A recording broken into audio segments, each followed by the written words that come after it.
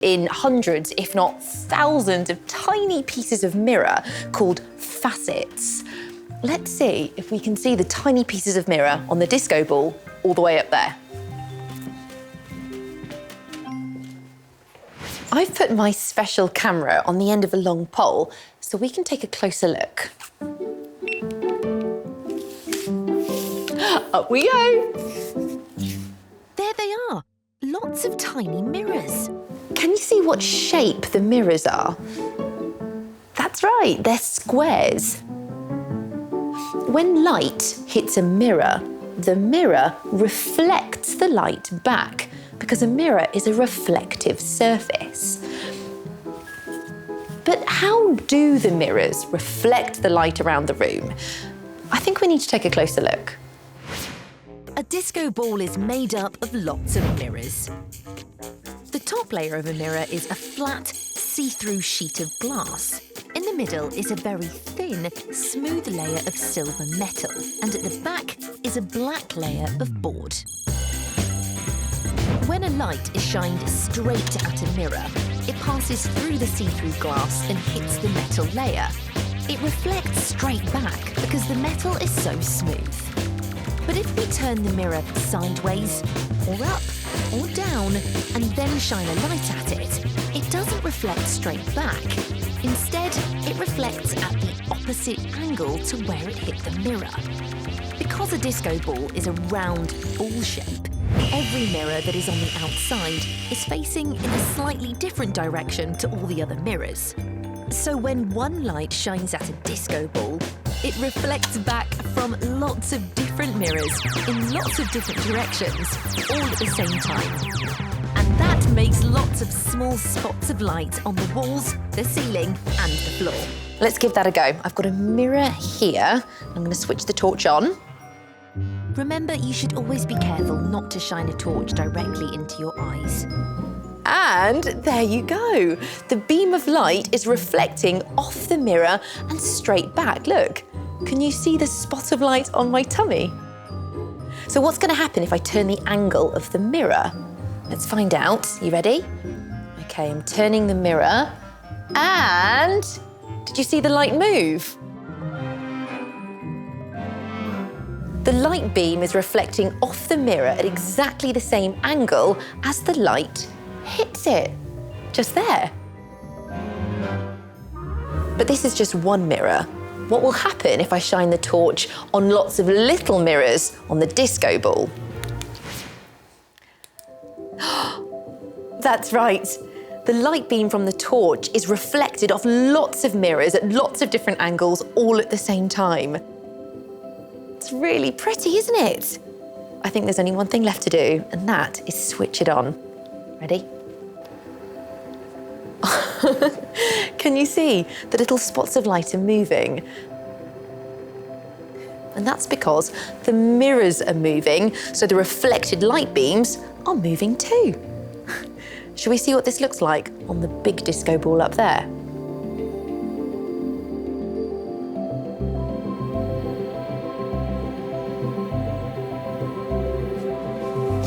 Look at the thousands of twinkly lights. So pretty, isn't it?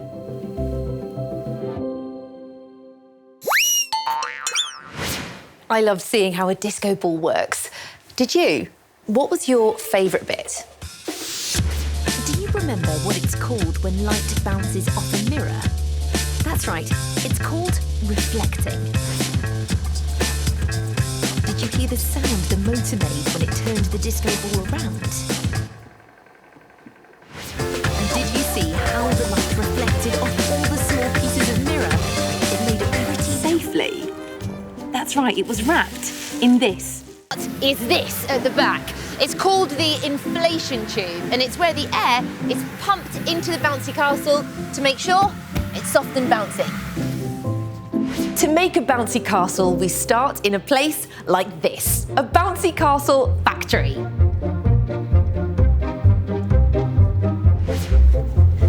All the bouncy castles made here are designed on a computer, and the exact shapes and sizes we need are stored in its memory. Bouncy castles are made from a material called PVC. That's this stuff.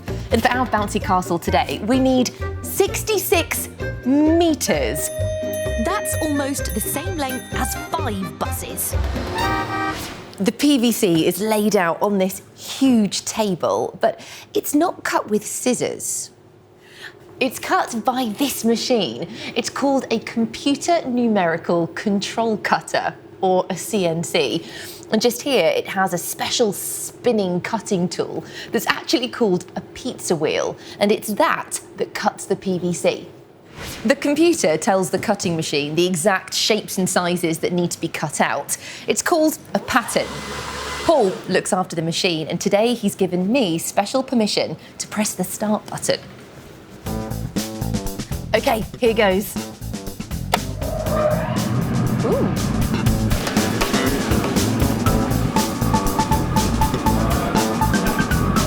What do you think this is going to be? This is going to be a side wall of our bouncy castle. But that all happened really fast, didn't it? So I'm going to use my special camera to help us see the cutter working in close-up.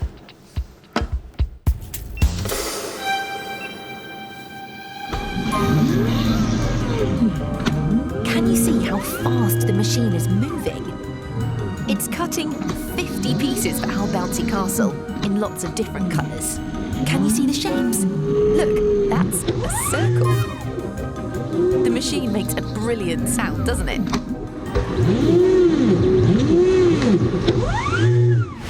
Now we have all 50 pieces to make the bouncy castle, but they're not quite ready to be put together yet. This is the fun part, painting. The bouncy castle design is painted onto some of the pieces, and Dean is painting different animals. This is going to be a bird. But what theme do you think this bouncy castle is going to be?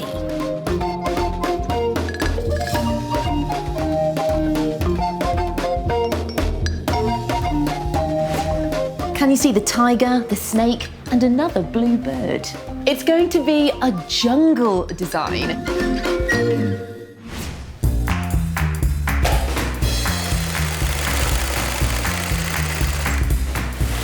Now all the pieces come here to be sewn together by these two big sewing machines.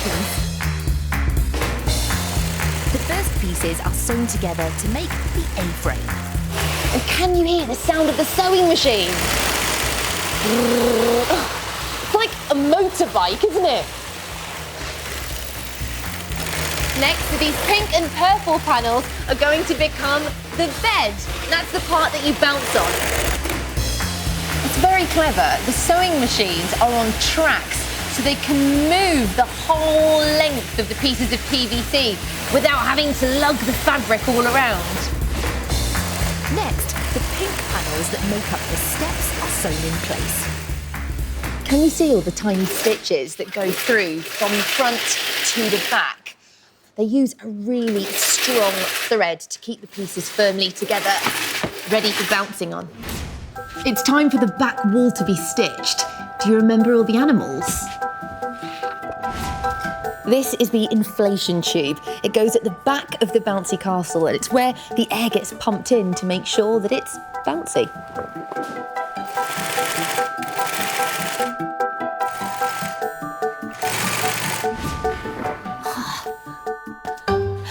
Look, all of the pieces have been sewn together. But this isn't very good for bouncing on, is it? That's because we need to put some air in it.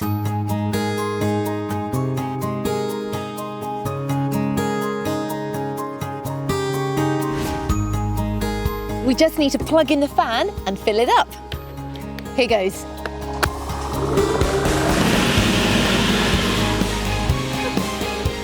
I love how it's unfolding and slowly getting bigger. Oh look, there's the tiger, the snake, and the bird there, can you see? There's only one thing left to do, and that's bounce on it.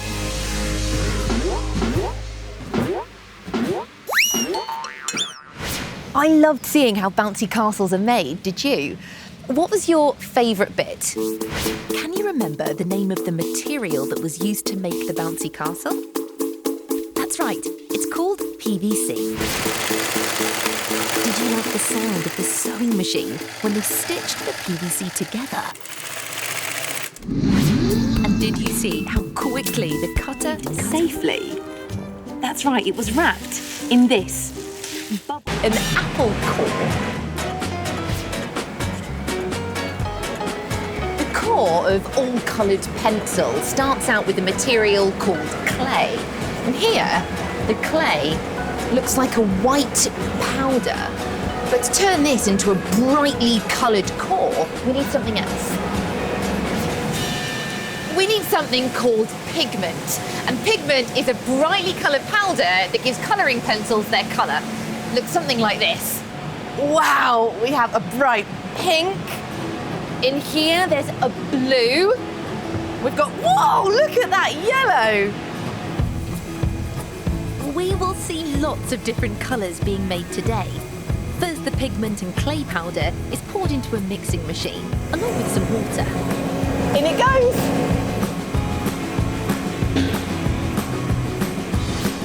The machine mixes the water and powders together and then dries it all out until it becomes a crumbly mixture. This one is going to be a brown-coloured core. Finally, to make the core, the mixture is poured into a machine called billeting machine. Inside this part of the machine is a huge plunger that rises up from out of the ground and squashes together all of that dried mixture at the top into a cylinder shape. Look, here it comes. Wow. All of the mixture has been squashed together to make a giant core. But we don't need a pencil that big, do we? So the cores are put into a machine called an extruder. Now it's making white cores. The large block of white is going to get pushed through this small hole to make much thinner sticks. You ready?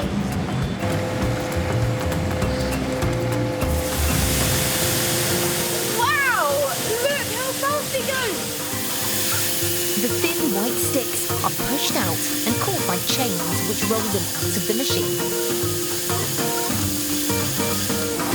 I can't believe how many thin sticks that one large block of white is making. The sticks are rolled in a machine to make sure they're straight. Then baked in an oven. And finally, dipped in melted wax. These ones will make blue cores. The coloured cores soak in the wax for 3 hours, and this will make the pencils much stronger and smoother to colour with.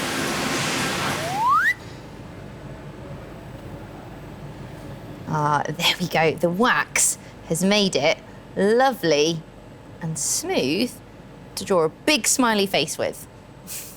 So now it's time to make the outside of the pencils. These are the pieces of wood that are going to make our pencils. And can you see they have grooves in them? And those grooves are just the right size for one colour core.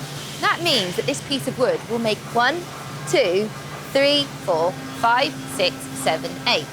8 coloured pencils. And then the other piece of wood just sits on top, like that. So we kind of make a coloured pencil sandwich. The pieces of wood go into a colour-filling machine, where these yellow-coloured cores are slotted into place and fixed with glue. And lastly, the second piece of wood is stuck on top, making our coloured core sandwich. It's brilliant.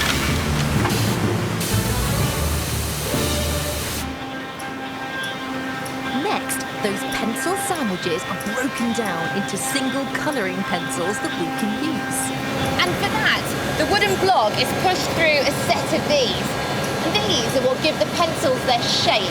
But they are falling out of the machine so quickly. I think we should take a look with my special camera. This is my special slow motion camera, and it lets me see things slow right down. So let's take a look at these pencils coming out of the machine. Wow, they look a bit like little worms popping out. Finally, the pencils are sharpened to give them their pointed ends. And here brand new finished colouring pencils. Oh, and these ones are a brilliant bright green colour. Oh, I can't wait to get colouring in. I loved seeing how pencils are made. What was your favourite bit? Do you remember the name of the powders that give colouring pencils their colour? That's right, they're called pigments. Did you hear the sound of the cores rattling around as they were straightened out? And did you see the pencils popping out on my special slow motion camera? Safely. That's right, it was wrapped in this cocoa pod, and it's a fruit that grows on a tree. Inside a cocoa pod, you get cocoa beans, and these can be ground down into a chocolatey paste. And if you mix that with some sugar, milk powder, and cocoa butter, it makes a delicious chocolate mixture. The chocolate mixture arrives at the factory in huge tanker lorries like these. It's pumped through a pipe into the factory. And once the chocolate mixture has arrived, it's time to make all the different fillings that go inside the chocolates. They're all different flavours. What's your favourite flavour? I really like caramel and fudge. Shall we see how they're made? This is where the fillings for the chocolates are made. And today, Gareth is making caramel. The main ingredients in caramel are sugar, butter, and cream, and they all go inside this giant mixing bowl.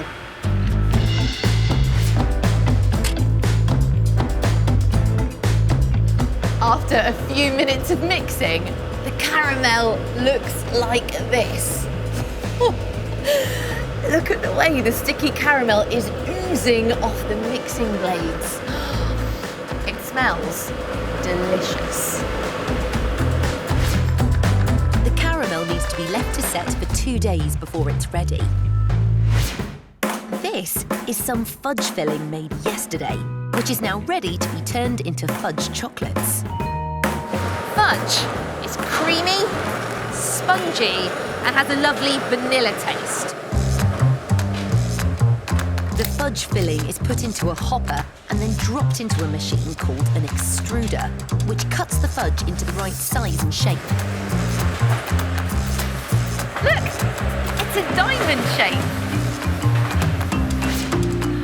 This machine is so fast. It cuts out 158,000 shapes every hour.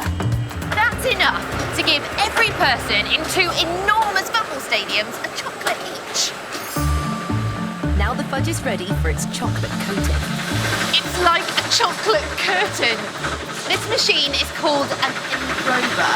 All of the fudge shapes move along the conveyor belt and get smothered with a layer of chocolate.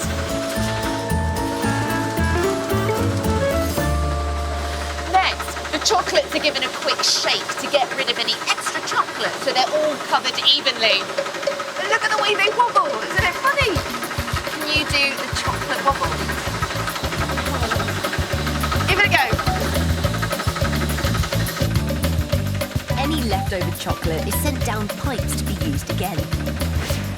Next, the fudge chocolates are cooled to make them go nice and hard, and then they're given a second layer of chocolate. To finish the chocolates off with a bit of decoration, they're drizzled with a lighter chocolate. And this is called sprinkling. At the end of the production line, the chocolates go into trays, ready to be put in boxes. The chocolates are emptied from the trays and they're placed on a conveyor belt. And at the end, a robot picks up each chocolate and puts it in the right space in the box. Look, here are our fudge ones now. Can you see that red light shining down on the chocolates? That's a laser and it's scanning the chocolate so it knows what shape they are. It then sends a message through a computer to the robot so it knows which chocolate to pick up and where to put it in the box. How clever is that? And it works so quickly that it's a little bit hard to see. So I'm going to use my special camera to get a better look. This is my slow motion camera, so we can see the robots working much more clearly. Wow, look how carefully the robot arm arms pick up the right chocolates and put them in exactly the right holes.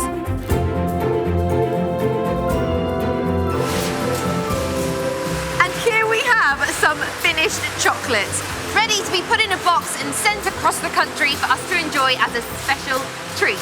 All that's left to do is give them a try. I loved seeing how chocolates were made. Did you? What was your favourite part? Do you remember what the fruit is called that chocolate is made from? That's right, it's a cocoa pod. Did you hear the sound the enrober machine made as it gave the chocolates a good shake? And did you see the robot arms as they picked up the chocolates and put them in the boxes? They were so fast.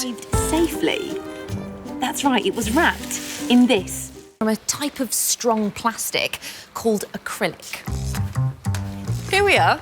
This is a flat sheet of acrylic, and it's just enough to make one bath. Look, it's long enough for one person. But how do we make this flat sheet of acrylic curved like a bath? The acrylic goes into the oven, which is set at 180 degrees. That's about the same temperature that you might bake a cake in your oven at home. The heat from the oven makes the acrylic soft and bendy, so it can be moulded into a new shape. And after 20 minutes, the acrylic is ready to come out. Whoa, look at that! The acrylic's gone all floppy. It's all wibbly wobbly, isn't it? The wobbly acrylic is put onto a machine called bath tool and is clamped into place, ready to be shaped. Air from tiny holes in the bath tool is blowing the wobbly acrylic up like a balloon to make the material stretchy. And now the air is sucking that wobbly acrylic into the bath tool.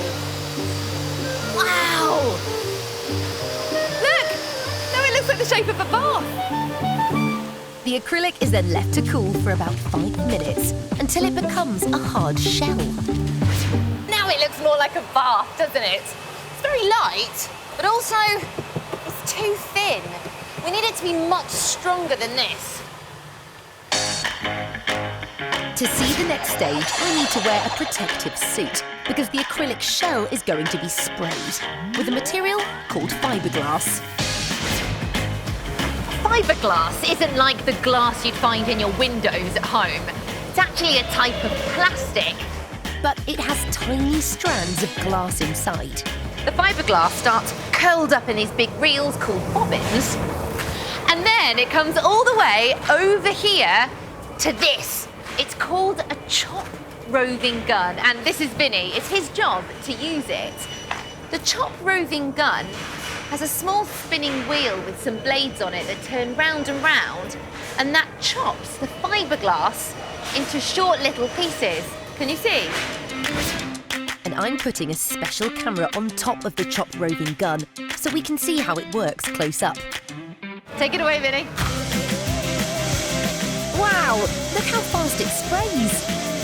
The chop roving gun is blasting those little pieces of fiberglass onto the bath, along with a sticky liquid called resin. Can you see the mixture sticking to the bath? When that dries, it will make a strong, hard shell. But at the moment, the bath looks furry.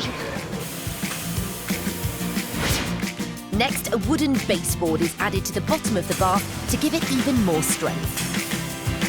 Then the bath is loaded onto a carrier and put through a heated tunnel to dry. It's completely dry, and now the shell feels much stronger and harder.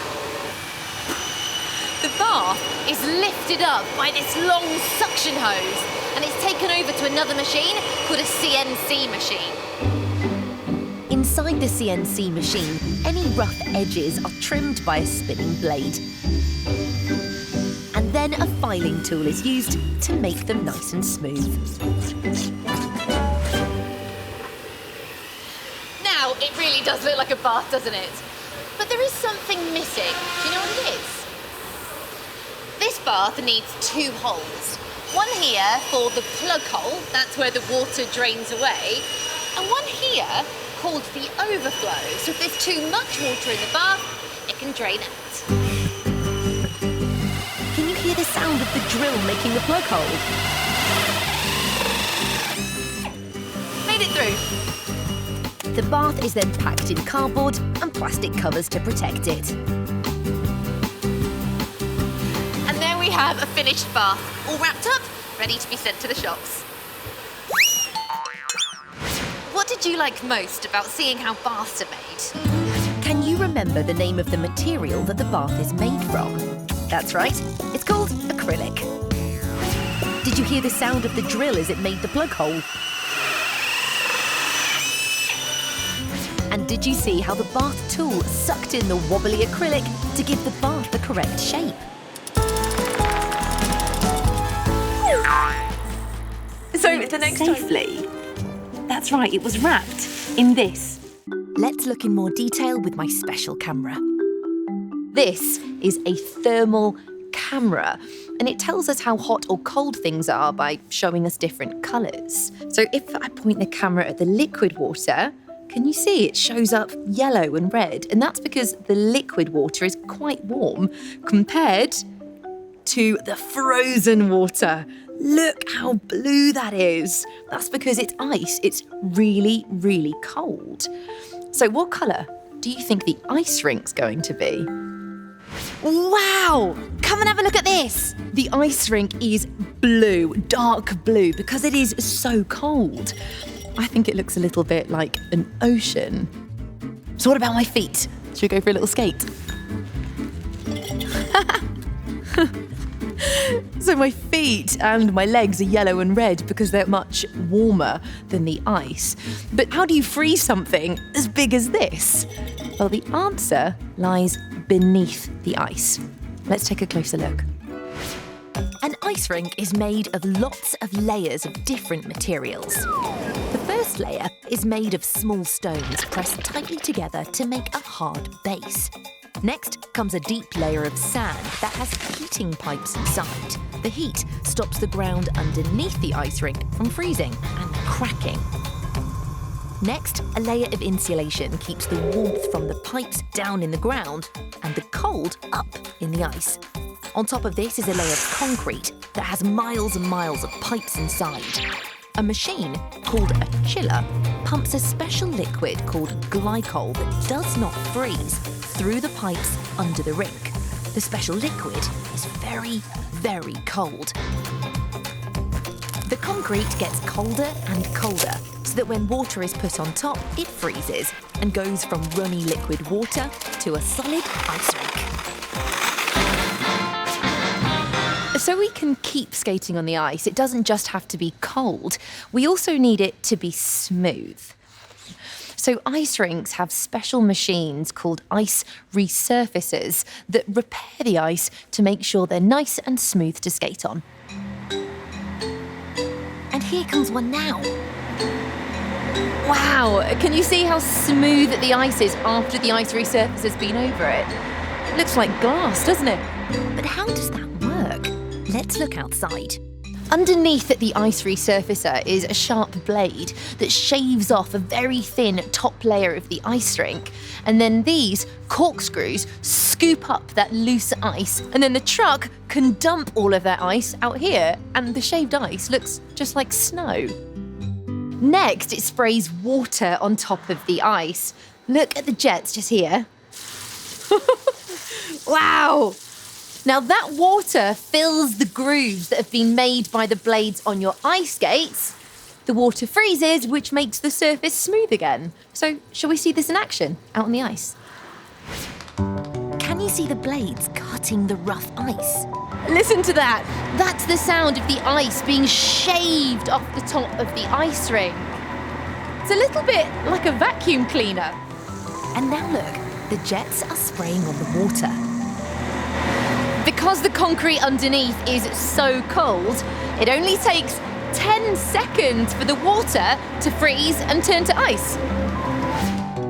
And with the resurfacing finished, the ice rink looks as good as new, ready for more ice skating. I think ice rinks are amazing. The water is always cold and hard enough so that we can skate on it and have lots of fun. What was your favourite bit about finding out how an ice rink works? Do you remember the name of the machine that made the ice smooth? Yes, it's called an ice resurfacer. And did you hear the sound it made? And did you see what colour the ice looked through my special... Safely. That's right, it was wrapped. This one. A bright green tractor.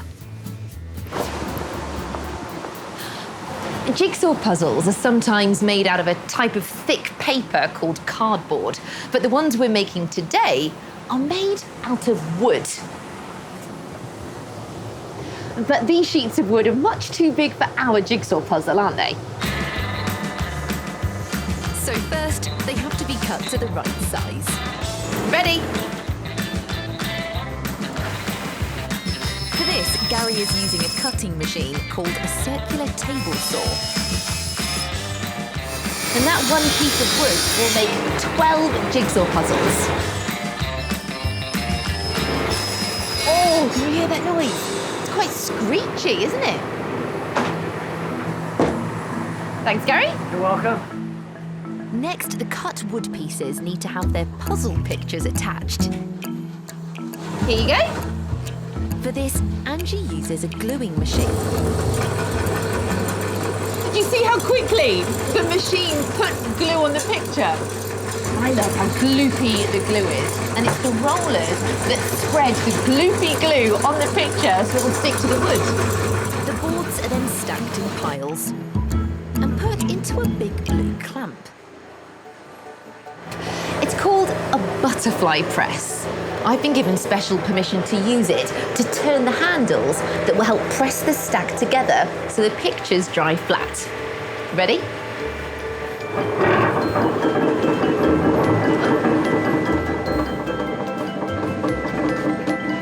Now we just have to wait 10 minutes. After they've dried, the stack of wooden pictures can be taken out, ready for the next stage. Now's the really exciting part. It's time to cut out the jigsaw puzzle pieces.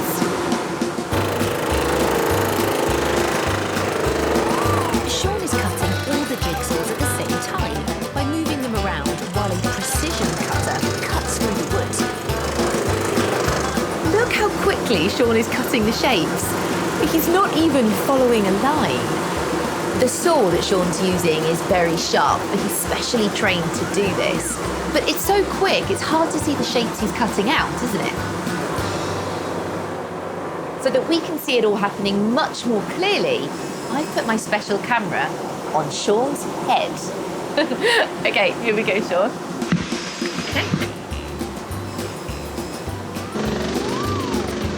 Wow! Can you see the wiggly shapes being cut out?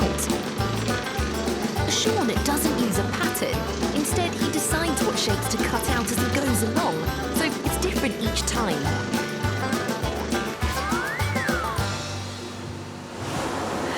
The jigsaw puzzle pieces look absolutely brilliant, but they're not quite finished yet. We still need some finishing touches. To make the puzzle nice and smooth underneath, the wood is sanded using a handheld sanding machine. Now our stack of jigsaw puzzles go to the packing area where they're ready to be packed. Here you go. Here, any leftover sawdust is brushed and shaken off. The puzzle is ready to go in a box, and the lid is put on. All that's left to do is have a go at the puzzle.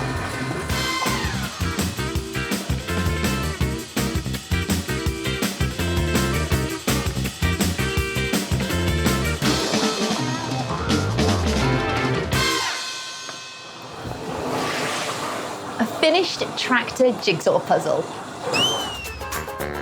I loved seeing how jigsaw puzzles were made. Did you? What was your favourite bit? Do you remember the name of the big blue clamp with the huge handle at the top? That's right, it's the butterfly press.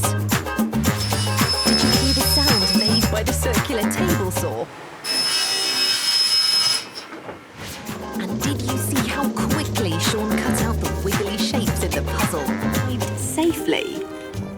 That's right, it was wrapped in this. The nylon is really strong but very thin. Now, can you see this piece here that goes from the top all the way to the bottom of the kite? That's called the kite's spine. And if I turn it over, we can see this piece that goes across the kite, and that's called the cross spar. But attached to the spine, we have this piece of string that we call the kite line, and it's what we hold on to when we fly the kite in the air. When we fly kites, we have to make sure that the area is big and it's free from any trees, roads or power lines. This one is just right. Ready, guys? 3, 2, 1, up! Wow! Can you hear the sound of the kites flapping in the wind? To fly a kite safely, we need to make sure the wind's not too strong or too light.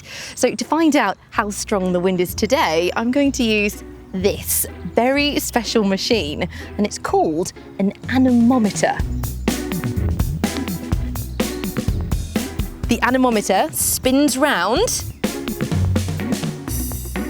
and it's telling me that the wind speed today is around 10 miles per hour, and I think that will do just right. The best way to launch a kite is with 2 people, and Bill is a kite flying expert. He's going to help me launch the kite by holding on to it whilst I roll out the kite line. You ready, Bill? Yep. Okay. Now I need to stand with my back to the wind, pull on the kite line. Bill is lifting the kite up. Here goes. There it goes! We're flying a kite! To get the kite higher, I can let out the kite line a little bit at a time. Wow, it looks absolutely beautiful up there. But how does a kite fly in the sky? To find out, I'm going to film Bill flying this kite with my special camera. This is my special slow motion camera, and it helps me to see things slowed right down. Can you see the kite catching the wind and lifting up into the air? The curved shape of the kite and the way it tilts as it flies means that air moves over the top of it faster than the air moving underneath. This creates lift, pushing the kite up into the sky. The stronger the wind, the more lift there will be. We can also feel the wind trying to blow the kite away. This creates something called drag. To stop the kite just blowing away, we pull on the kite line, and this creates something called thrust. But for the kite to fly perfectly, we need the thrust, that's the pulling on the kite line, and the drag, that's the force of the wind, to be the same. Let's see if I can fly the kite to show you those forces working in the air. Now the kite is in the air, the thrust of me pulling on the kite line and the drag of the wind pushing the kite away balance each other out. And that's what keeps the kite flying perfectly in the air. And now I can just stand back and enjoy it.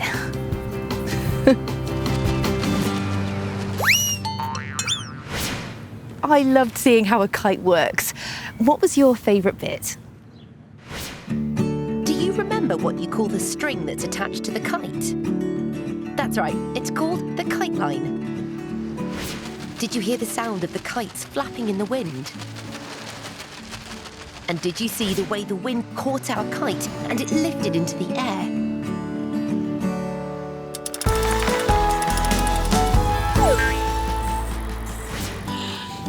Flying a kite in the wind is so much fun, isn't it? But did you know that we can use the wind to power other things too? It can help sail a boat, fly a hot air balloon, or turn a windmill. We can even use the wind to make electricity that will power things in our home.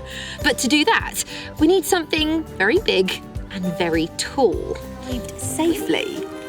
That's right, it was wrapped in this.